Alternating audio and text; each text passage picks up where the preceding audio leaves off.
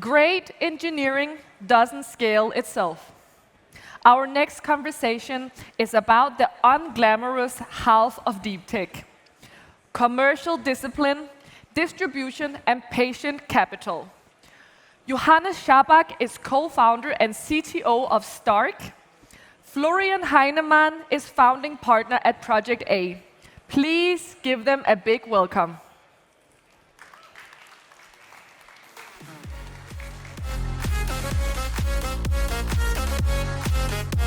Wo wollen wir uns hinsetzen? Come again? Hier irgendwie? Over there? Ja, pass auf, machen wir so. Yeah, hi everybody. Hope you had a nice break. And now we're going to have 25 minutes. We probably will not be able to allow Q&A for now, but if you want to ask questions to Johannes, he'll be available also, at least for some time afterwards. Absolutely. And he's a very approachable guy. I mean, despite producing weapons, don't be afraid. You can talk to him. He's a nice guy. Yeah. So what we want to do, quickly go through your career and then talk about the specifics of what you do right now, and also talking about distribution, commercialization, etc.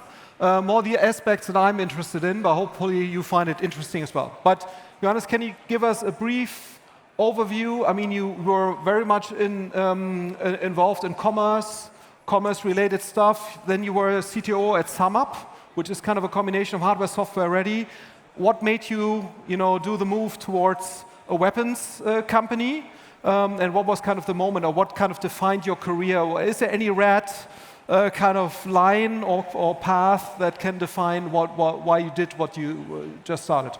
Yeah. So there's definitely a red line in my life when it comes to small autonomous systems and computer vision. And so when I started my career, actually at Rocket Internet, where you also were involved back in the day, and where I met Uwe and Philip and some other of my co-founder colleagues, we always looked at businesses that scale with the uses of AI, which was at that time the pre-deep learning era. And so I started my own company back then, and then, as you said, went over to SumUp, which builds small embedded systems for card readers. And during that time, the war in Ukraine broke out. SumUp at the time had a large quantity of Ukrainian employees. And the impact this had on the entire company, its culture, was devastating. Every day at 6 o'clock, we had group therapy sessions with people from continental Europe, but also Ukrainian teams, and who have lost neighbors, friends, colleagues. And it felt very, very devastating to us that we were so powerless. There was nothing we could do. We were frustrated because we could not help them with weapons. And that was one of the big reasons why we started this company, Stark. Out of fear, I must say personally, that there was so little that was happening, and the frustration that there were so few of us who actually did something. Mm-hmm. Let's maybe move towards Stark then, and also the warfare we see in Ukraine and also in Iran, or the Gulf region right now. Because, I mean, there's kind of the thinking or the theme that, warfare has changed completely. It's all about drones now. You don't need tanks anymore. You don't need large ships or whatever. Is that entirely true from what you currently see? I mean, will the army of the future in 10 years from now, will that be 80% drones and autonomous systems, or will we still need kind of all levels of weapons? We are operating 60 people in Kiev, and what we see from the front lines is certainly never always the full picture, despite 60 people in Kiev. However, what we do see is that it's largely true that drones and autonomous small attritable systems take predominance in how the warfare rages on. That does not mean that logistics is unimportant all of a sudden. That does not mean that first aid and also the fuel and basically basic other elements of successful war all of a sudden are less important. But for sure, the way how the Russian attack and especially the counterattacks and the defensive lines are set up in Ukraine since many years are leading into a war that's highly autonomous on the short range, as well as more coming into a deep strike, long range system, which Ukraine is pulling off very, very successfully since the past weeks and months. And if you look at kind of the level of know-how that Western companies have, like you guys, like a Helsing, is there, like, what's kind of your view right now? Because you always read these kind of news, 5 Ukrainian guys with 10 drones are beating kind of NATO forces in some kind of test battle, and are winning very easily with a lot less resources. How well are we positioned as a company like Stark, positioned technologically, product-wise, when you compare it to the Russian capabilities, Iranian capabilities, and Ukrainian capabilities? Are these guys so far ahead, or how do you see the situation? There is certainly a technological gap in the arsenals as of today. I must say the Bundeswehr is very eager and very driven to close this gap. I think there is great momentum behind that.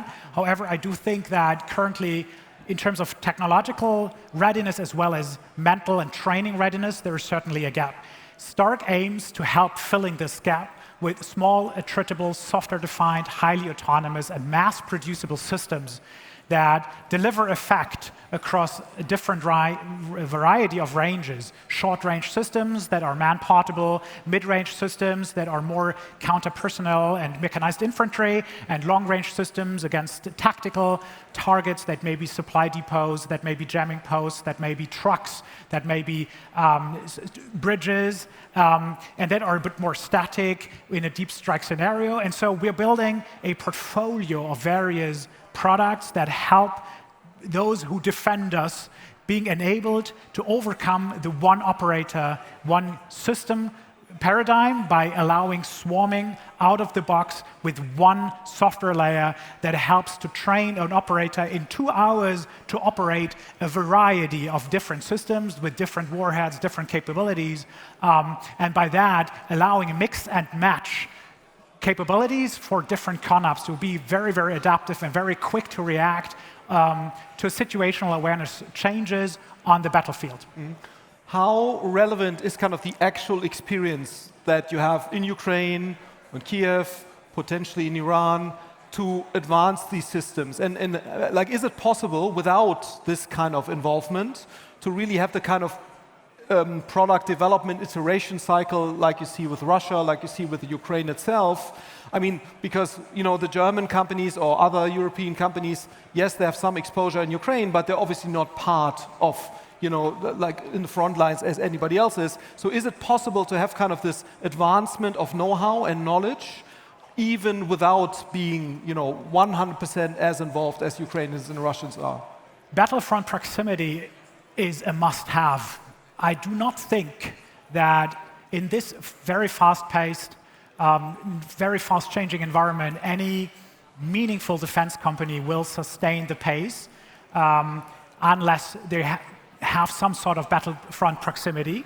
I think it is actually very, very crucial to maintain that. We're investing heavily with 60 to 80 engineers in Kiev in order to take the systems that we, by the way, pre-finance on our own risk at our own books, test them out in Ukraine, and then later adopt them for NATO standards, which requires certification, functional safety, warhead safety. It's a huge difference to Ukraine that is very pragmatic and NATO countries, and then ultimately designing them and building them for mass deterrence on an industrial scale in order to produce thousands and hundreds of thousands of these systems in order to not only support Ukraine, but also stockpile them as part of a deterrence strategy here in Europe.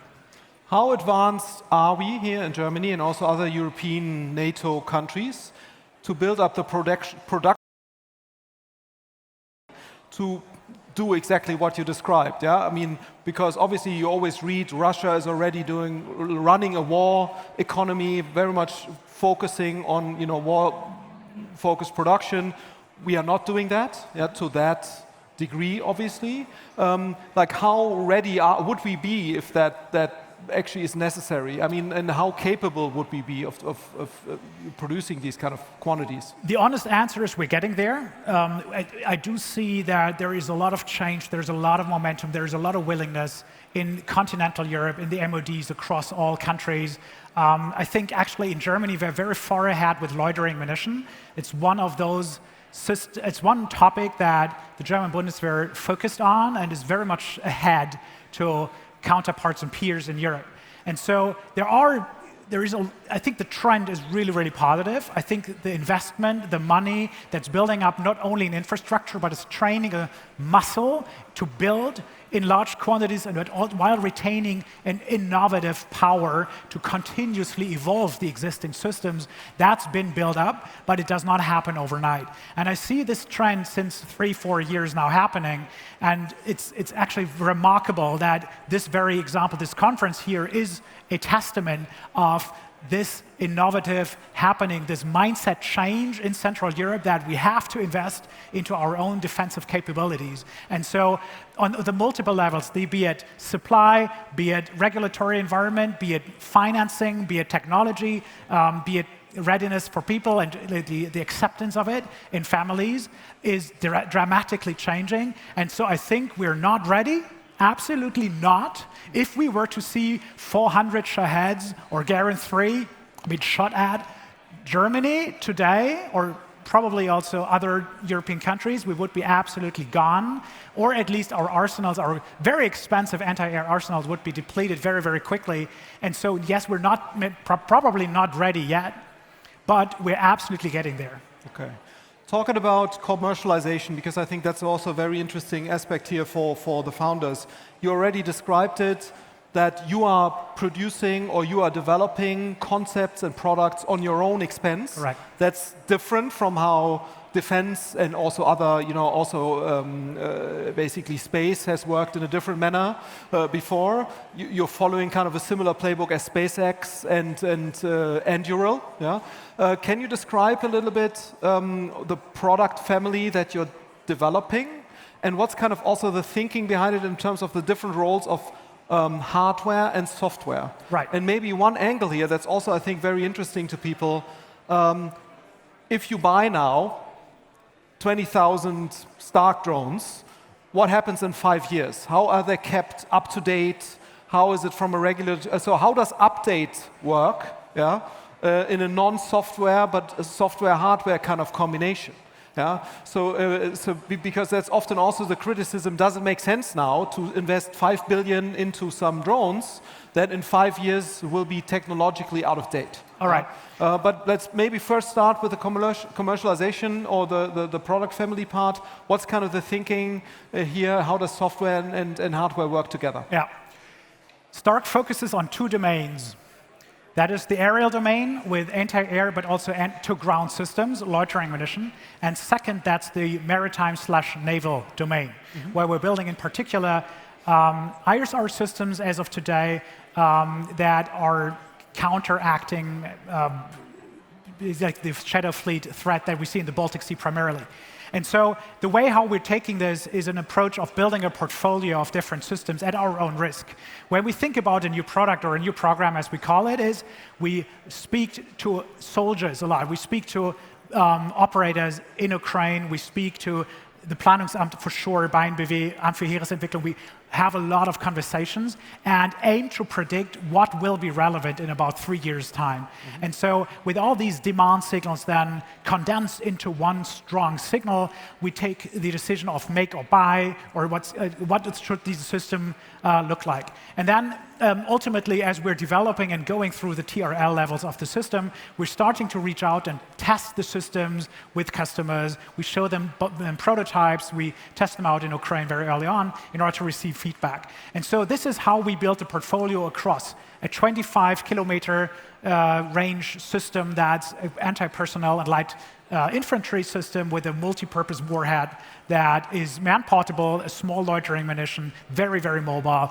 Then we have a second system that's tube-launched called Cascade that flies 80 kilometers with a 4.7 kilogram warhead, very, very effective against main battle tanks with reactive armor, so 80 centimeters plain steel can be penetrated with that system.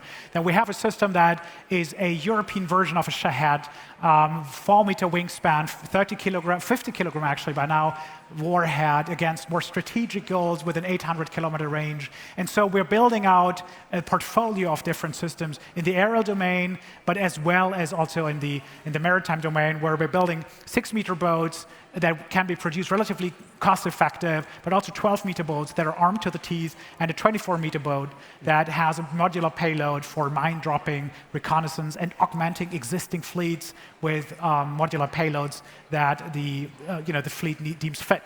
And so in the counter-UAS side, we're building a portfolio of effectors that is laser-directed energy, that is rocket-based, extremely cheap, extremely efficient, short range for point defense, but also for area defense. And we all bring this together in one big software layer so that one operator can operate the entire Stark portfolio with only a few hours of training. And so that is the value proposition that we then bring out to the various customers. And so now, as for updates, so updates is something that we always aim to develop together with our customers. So in this, usually European customers demand a design freeze. That means there is a certain regulatory and legal framework that's governing this design freeze and what that system shall exhibit in terms of reliability, in terms of safety and other features. And so updates are always increments to these design freeze and are sort of negotiated with the customers. However, we always bring a few ideas to the table. The customer brings a few ideas to the table, and then with, for example, the German Bundeswehr, we're working closely together to increase the cadence and frequency of these updates far longer than those systems that were developed in the 70s or 80s that have not seen a single update as of today. And we aim to have at least updates twice a year. And the software layer, that's also your software layer. And how does it work? I mean, because you often read kind of about this battle management system. Yeah. And there's this Danish company that produces a NATO standard battle management system. I mean, how does that work? I mean, do these guys have kind of APIs that you can plug your system in? I mean, how does coordination work across multiple country alliance like NATO? Do you all kind of adhere to the same software standards? Do you all adhere also to the same regulatory standards in terms of hardware? Is there, how does this work? Standardization and commonization across unmanned systems is up in the air. It's very much discussed on various levels. The stance that Stark takes is to be very open to integration. So if there is, for example, strategic systems such as CETAware, or there is very operational Adler 3 effect delivering systems for artillery systems, we are always able and always willing to integrate. We're not selling a one-size-fits-all. That's number one, because we believe we can do delivering unmanned defect loitering munitions, precision strike extremely well. But there is a huge shebang of other things that are absolutely necessary for successful warfare that we cannot do as well, and we want to be a part in that, and we integrate. So that's maybe also a differentiator to other companies. And so the layer that we're building, called Minerva, starts on the autonomy stack on the drone, which requires the system to fly autonomously without a data link, make their own decisions. Can I attack that? Am I in a kill zone? Yes or no? Is this a tank or is this a school bus? Sort of those decisions. That's what's happening on edge, as we call it. We call that product Minerva on edge. And then there is a second part called Minerva Frontline that takes the orchestration of swarming, multi-effect formation flights, but also safety, geofencing, corridors, everything that you need for a NATO-grade operation. And those decisions, or Minerva, is your own proprietary development.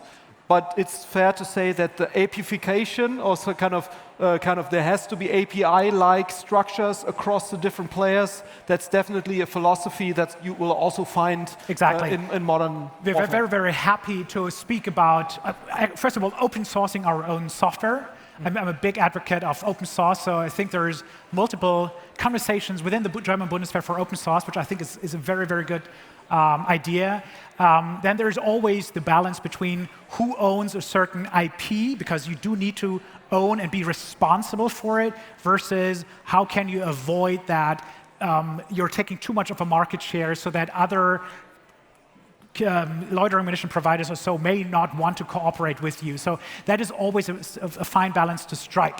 However, we believe at Stark that the interfaces need to be open. There are protocols, there are standards. Those APIs need to be open for everybody to use and at least receive the data in the first step, even though from a certification perspective, we cannot allow that our systems are remote controlled so easily. However, receiving targets, receiving maybe even not prioritized list of threats, that is something we're very, very happy to take in and then come up with solutions on how to best counteract and deliver effect against these threats. One big discussion that we have in Europe also is European resilience of the supply chain. Yeah?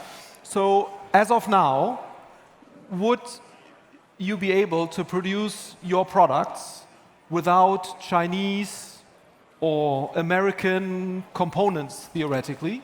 And how far are we in terms of European resilience? Because you sometimes hear, oh, without Chinese batteries, no chance. Without seltene Erden, rare earth from China, no chance. So how would you think right now in terms of your own supply chain? It's an unequivocally yes. We can produce and build the systems from a pure European supply chain, yes. But it comes with a massive caveat. The price goes up dramatically.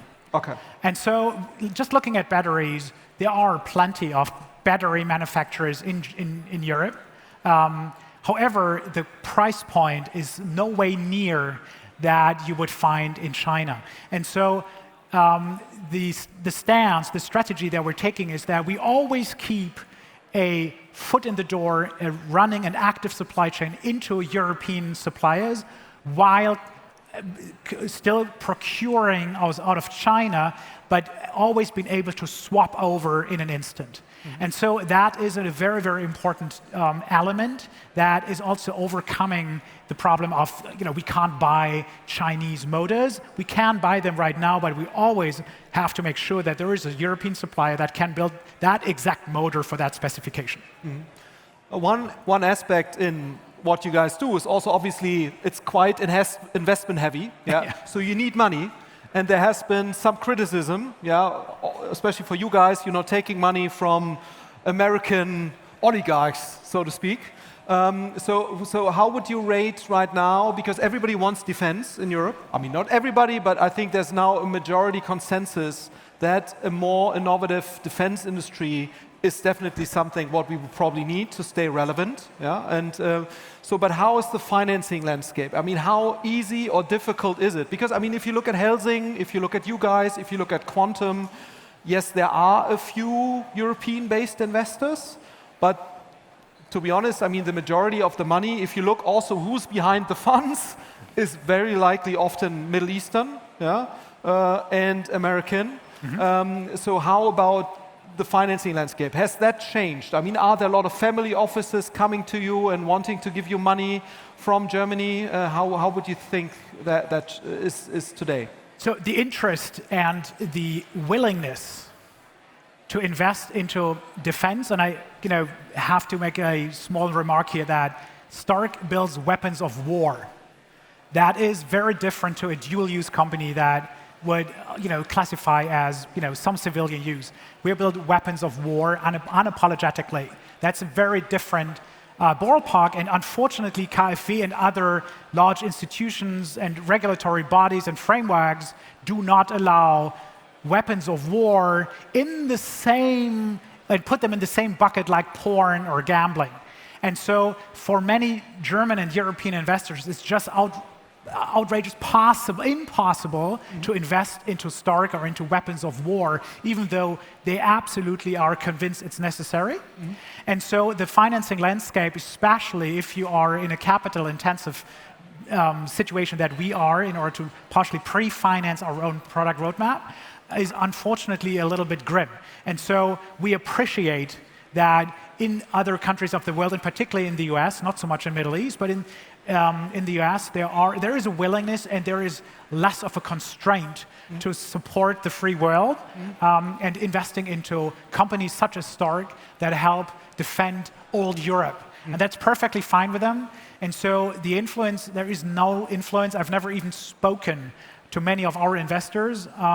And so it is absolutely unequivocally reasonable to take the money in order to defend what's valuable for us here in Europe. And there's also no other way. I must admit, it's especially at the ticket size of 10, 20, 30. Like if you cross the 50 million the ticket size gap, then it becomes very difficult to find investors that invest into weapons of war in Europe.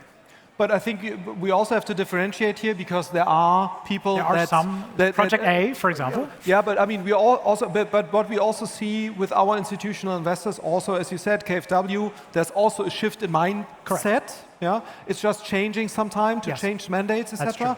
But who would be completely free to invest, to do whatever, would be family offices from Europe. That's right. So there's no restriction. It's just basically what they would want. And is there any interest from them? So family offices are indeed it's an exception in many regards. And yes, there is great interest.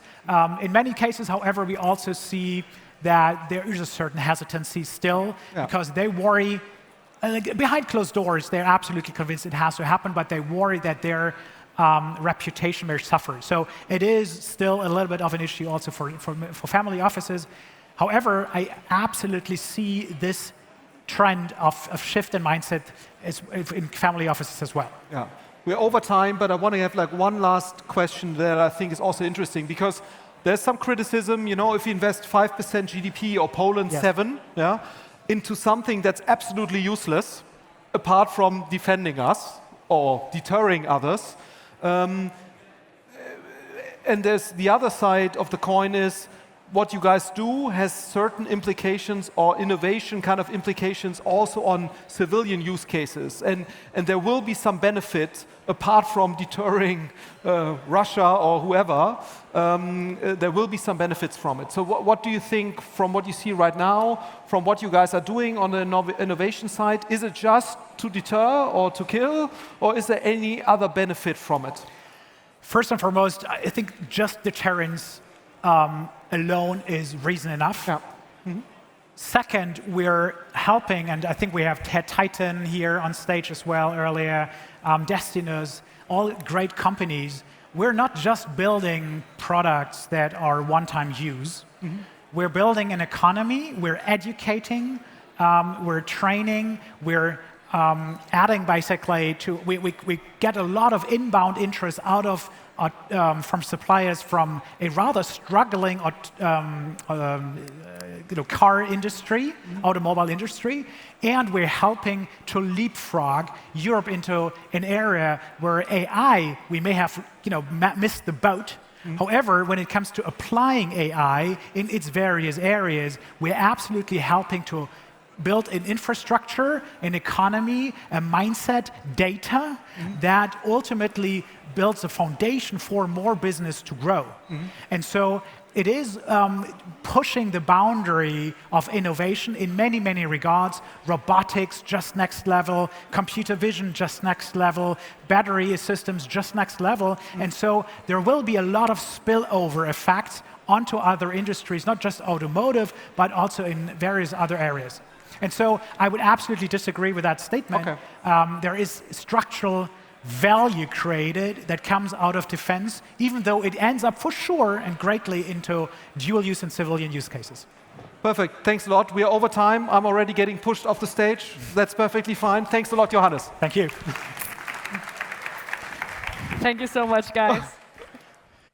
Great technology.